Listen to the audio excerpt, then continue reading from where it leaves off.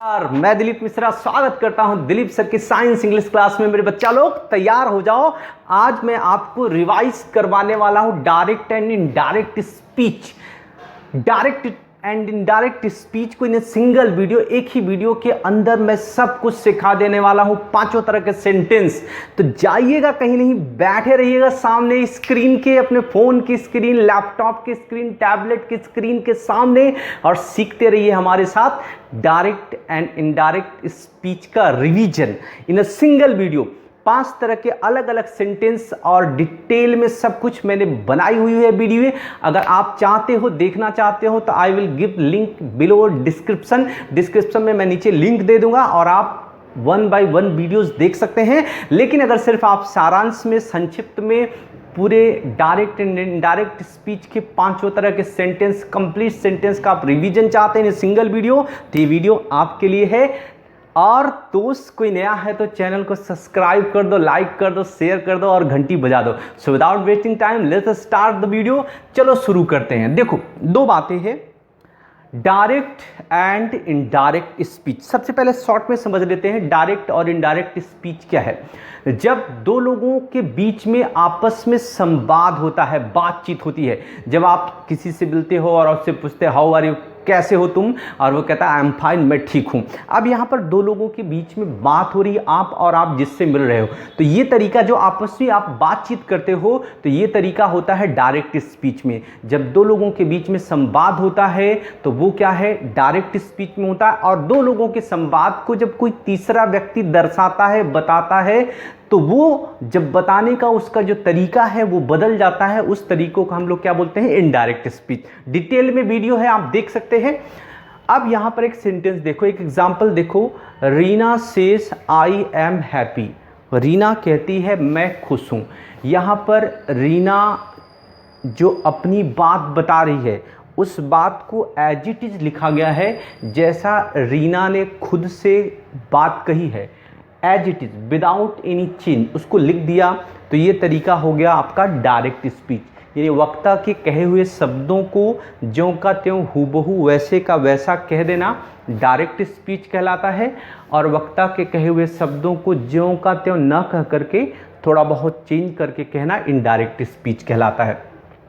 तो पहला वाला सेंटेंस है डायरेक्ट स्पीच, और दूसरा Reena says that she is happy, ये क्या है, इनडायरेक्ट स्पीच है।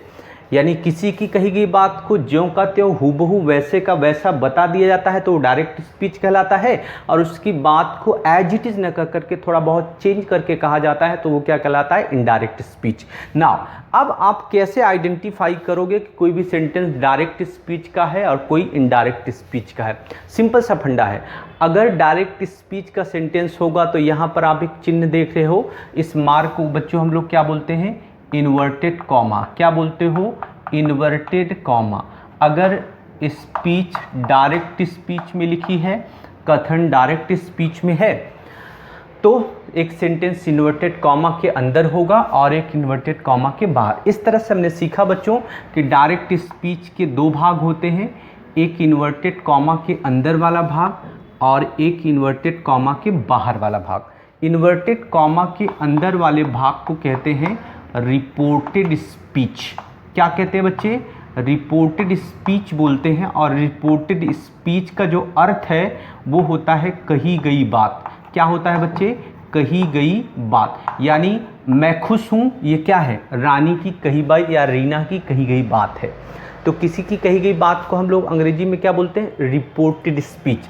तो डायरेक्ट स्पीच के 2 भाग, एक इन्वर्टेड कॉमा के अंदर वाला भाग और एक इन्वर्टेड कॉमा के बाहर वाला भाग। इन्वर्टेड कॉमा के अंदर वाले भाग को कहते हैं रिपोर्टेड स्पीच और बाहर वाले भाग को कहते हैं बच्चे रिपोर्टिंग स्पीच। क्या कहते हैं बच्चे, रिपोर्टिंग स्पीच। अब डायरेक्ट स्पीच का जो रिपोर्टेड स्पीच वाला हिस्सा है, इन्वर्टेड कॉमा वाला हिस्सा है, इसको क्या बोलते हैं, इसका हिंदी अर्थ क्या होता है, कही गई बात। और इसका कोई और पार्ट, कोई और भाग नहीं होता है। लेकिन इन्वर्टेड कॉमा के बाहर जो हिस्सा है जिसको आप कह रहे हो रिपोर्टिंग स्पीच, रिपोर्टिंग स्पीच के 2 भाग, एक रिपोर्टर और दूसरा रिपोर्टिंग वर्ब। एक है रिपोर्टर और दूसरा कौन है, रिपोर्टिंग वर्ब।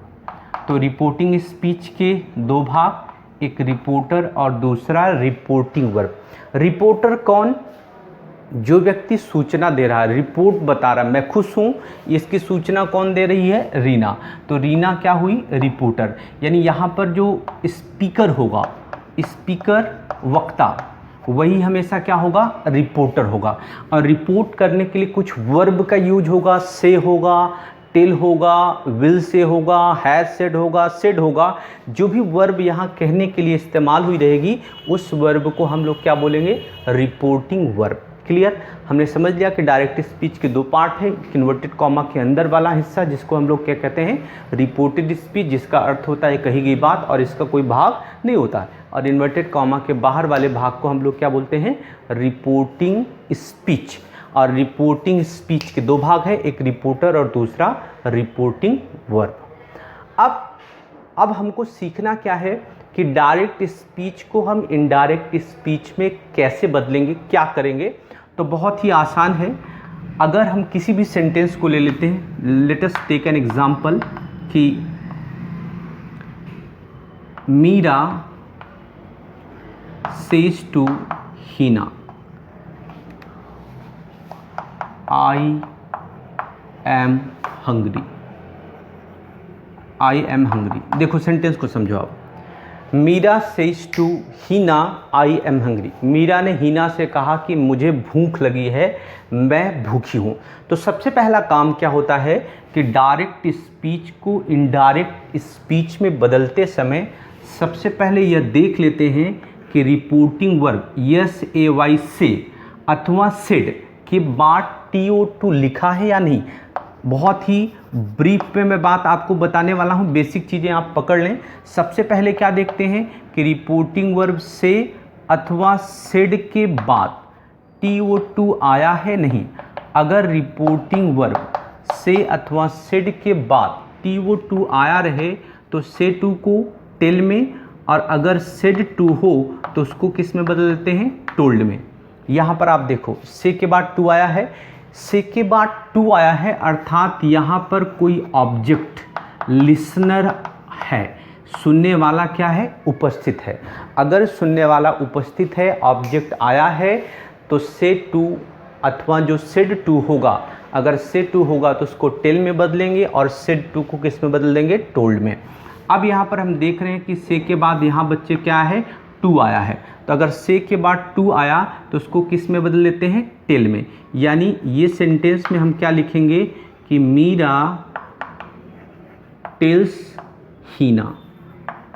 और फिर हम देखेंगे कि ये कॉमा, इन्वर्टेड कॉमा को हटा देंगे, कंजक्शन क्या आएगा इसमें? दैट आएगा। दो वाक्यों को जोड़ने के लिए हमेशा कंजक्शन का इस्तेमाल करेंगे। तो यहाँ पे कंजक्शन क्या आने वाला है बच्चे? दैट। तो यहाँ पे कंजक्शन हम लोग लिख देंगे दैट। इतना करने के तुरंत बाद डायरेक्ट को इनडायरेक्ट में बदलते समय ये जो इन्वर्टेड कॉमा के अंदर सेंटेंस है बच्चे, उसको हमने क्या कहा? Reported speech. रिपोर्टेड स्पीच की प्रोनाउन में यहाँ पर क्या करना पड़ता है? चेंज करना पड़ता है। कैसे आप चेंज करोगे वो देखो। यहाँ पर क्या लिखा है? आई। तो सबसे पहले आपको प्रोनाउन पहचानना पड़ेगा और फिर उस प्रोनाउन में आपको चेंज करना पड़ेगा।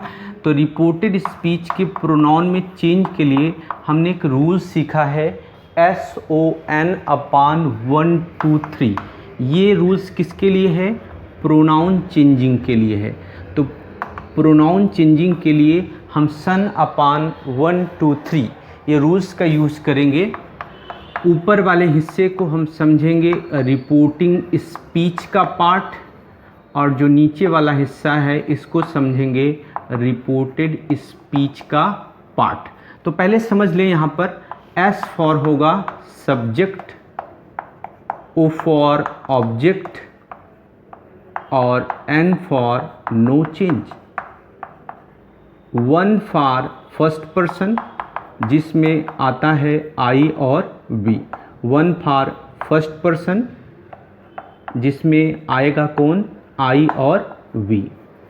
I और V को हम फर्स्ट पर्सन का प्रोनाउन मानते हैं। 2 for second person, second person में सिर्फ और सिर्फ रहेगा you, और 3 for third person, third person में होगा आपका he, she, it, they, किसी का नाम या आप नाउन भी कह सकते हो। तो आप क्या देख रहे हो कि रिपोर्टेड स्पीच के प्रोनाउन में चेंज करने के लिए हम कौन सा रूल्स इस्तेमाल कर रहे हैं, यस ओ एन अपॉन 1 2 3। तो यहाँ पर बच्चे जो S for subject, O for object, N for no change, 1 for first person, 2 for second person and 3 for third person. First person का प्रोनाउन सब्जेक्ट के हिसाब से, सेकेंड पर्सन का प्रोनाउन ऑब्जेक्ट के हिसाब से, third person pronoun no change.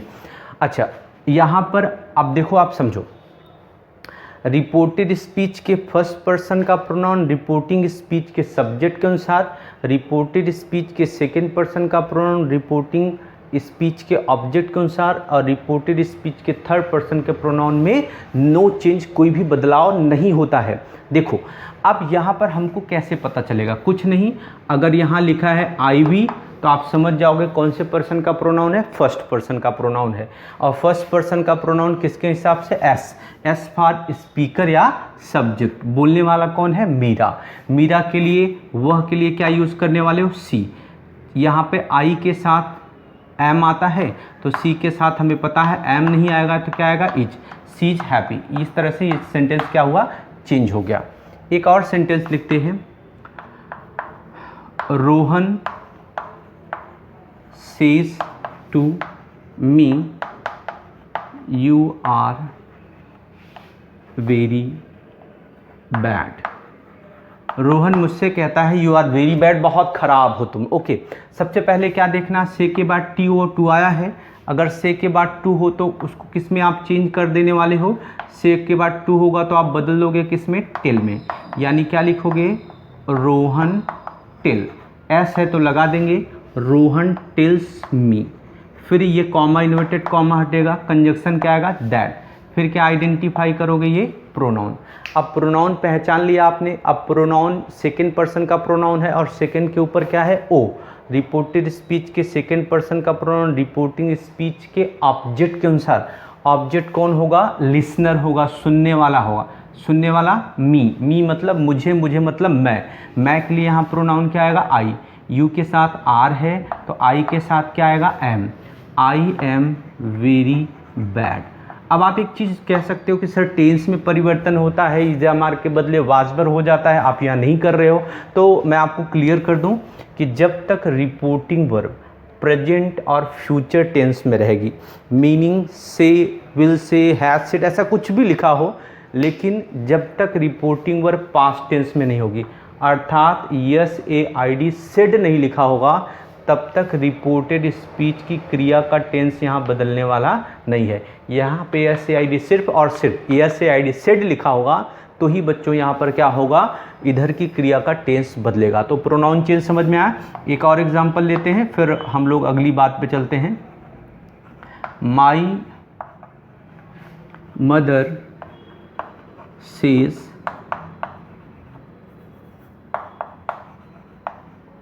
Monika is a good girl. My mother says Monica is a good girl. मेरी माँ कहती है कि मोनिका एक अच्छी लड़की है। सबसे पहले क्या देखना, से के बाद टू आया है क्या, नहीं आया है, तो जैसा लिखा है ऐसे ही लिख देंगे, माई मदर सेज, फिर ये कॉमा इन्वर्टेड कॉमा हट जाएगा, कंजक्शन क्या आएगा, दैट। मोनिका कौन सा पर्सन बच्चे, third person. I we you के अलावा जो भी होगा सब थर्ड होगा। थर्ड के ऊपर क्या है, एन, एन मतलब no change. Monica is a good girl. अब इस तरह से बच्चों आप प्रोनाउन चेंज समझ गए, क्लियर। अब हम इसके बाद सीखेंगे कि अगर देखो 5 तरह के सेंटेंस हमको सीखना है, एसर्टिव, इंट्रोगेटिव, इम्परेटिव, एक्सक्लेमेटरी और ऑप्टेटिव सेंटेंस। इन 5 तरह के सेंटेंस में हर सेंटेंस में किस तरह से चेंज होता है एकदम ब्रीफ में हम समझने वाले हैं। तो बेसिक बात आपको अच्छे से समझ में आ गई होगी। हम लोग सीख रहे थे कि revision of direct speech into indirect speech में अब जो 5 तरह के सेंटेंस है, 5 तरह के sentence assertive, interrogative, exclamative, imperative, let वाले वाक्य के साथ में ऑप्टेटिव सेंटेंस, किस तरह से शॉर्टकट में हम चेंज करेंगे उस बात को ध्यान से यहाँ बोर्ड पे आप देखो।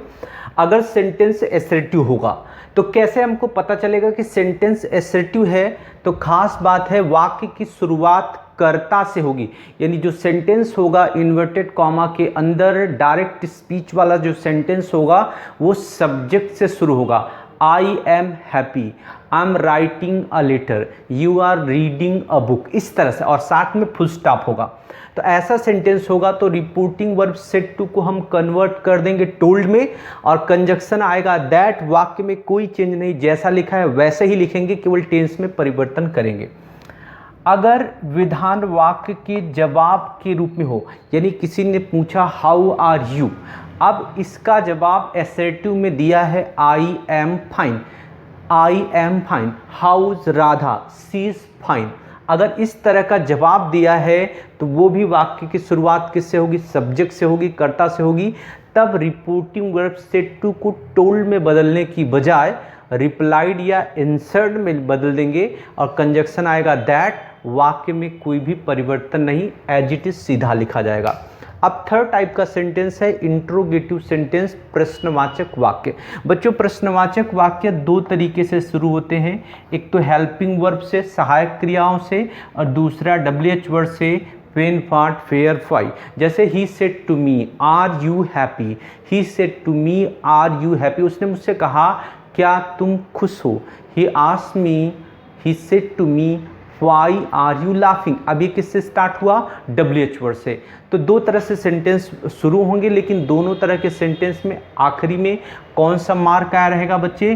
Question mark. अगर सेंटेंस इंट्रोगेटिव है तो उसमें क्वेश्चन मार्क आना तय है, ये इसकी पहचान है। तो चाहे प्रश्नवाचक वाक्य हेल्पिंग वर्ब से हो या WH वर्ड से हो, रिपोर्टिंग वर्ब सेड अथवा सेड टू को किस में कन्वर्ट करना है? आस में। अगर हेल्पिंग वर्ब से सेंटेंस शुरू होगा, मतलब उसका उत्तर यस या नो में दिया जा सकता होगा। He said to me are you happy, उसने मुझसे पूछा क्या तुम खुश हो। अगर मैं खुश हूँगा तो कह सकता हूँ यस, और नहीं होगा तो नो। यस या नो टाइप क्वेश्चन होगा, हेल्पिंग वर्ब से शुरू होगा तो कंजक्शन आएगा इफ या वेदर, और WH वर्ड से हो तो कंजक्शन की जगह पर वही WH वर्ड ले लेंगे, और इंट्रोगेटिव सेंटेंस को अफर्मेटिव एसर्टिव विधान वाक्य बना लेते हैं, फिर उसको इनडायरेक्ट में टर्न करते हैं। अब फोर्थ टाइप का सेंटेंस है एक्सक्लेमेटरी सेंटेंस, उद्गार वाक्य।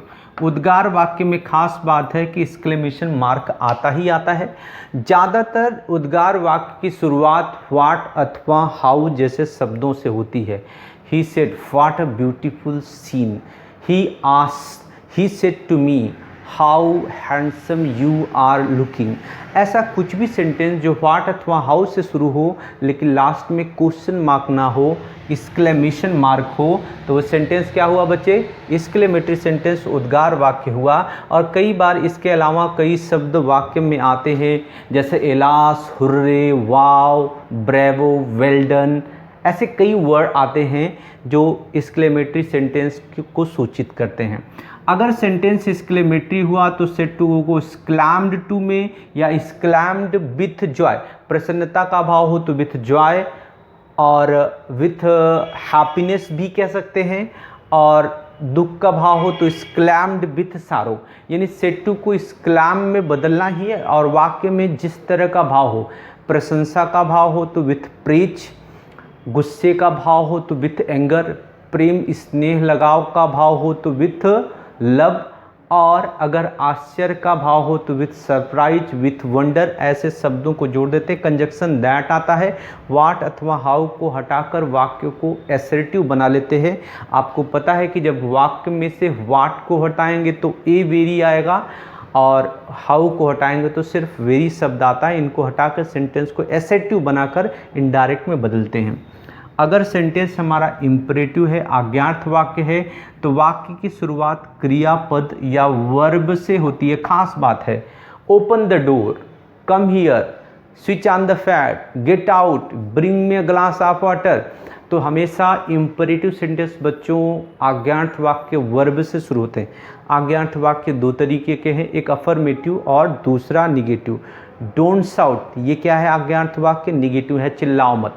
तो अफर्मेटिव हो या निगेटिव हो, वाक्य के भाव के अनुसार हम उसमें requested, ask, advice, told order जैसा भाव हो सेंटेंस में उस तरह से हम बदल देते हैं।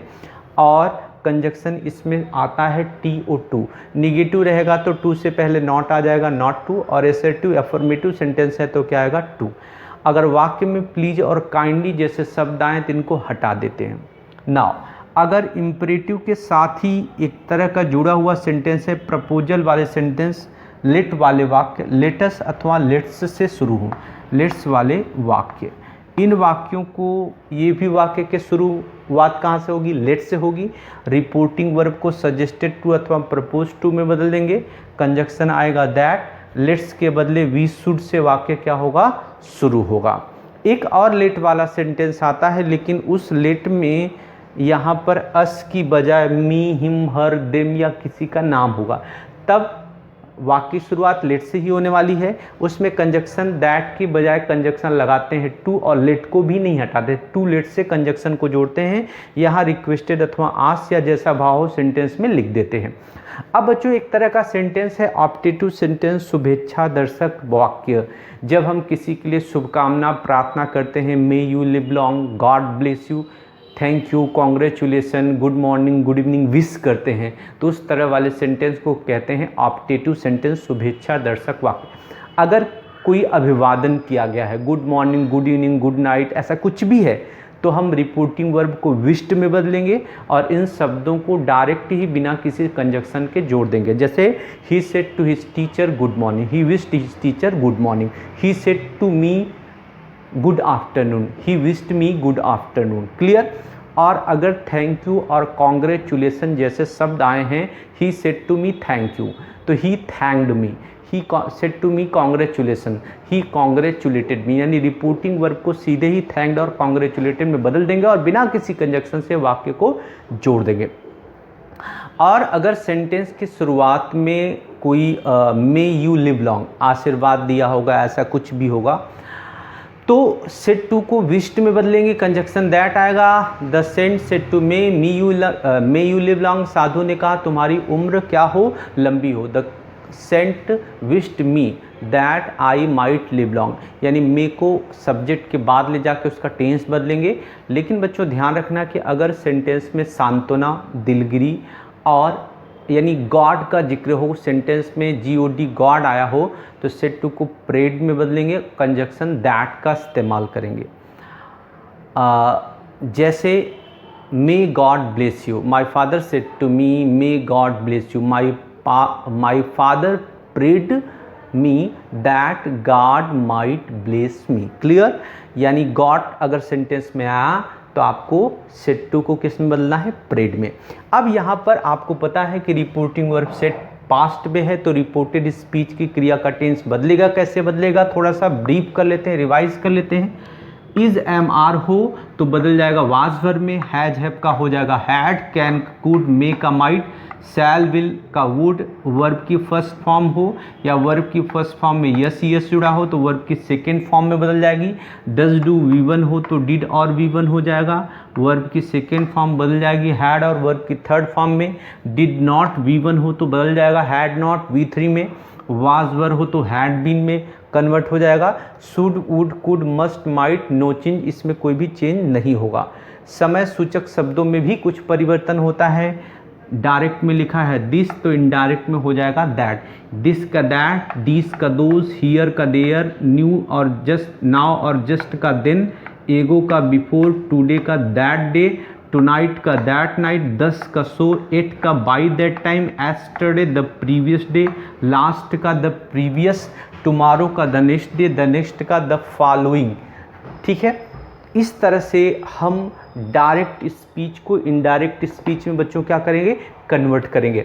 प्रोनाउन चेंज करने का रूल्स मैंने आपको पहले ही बता दिया स्टार्टिंग के वीडियो के अंत में, तो वीडियो के अंत तक बने रहने के लिए बहुत बहुत धन्यवाद। अपने दोस्तों में शेयर कर दें, साझा कर दें और वीडियो को लाइक और शेयर ज़रूर करें।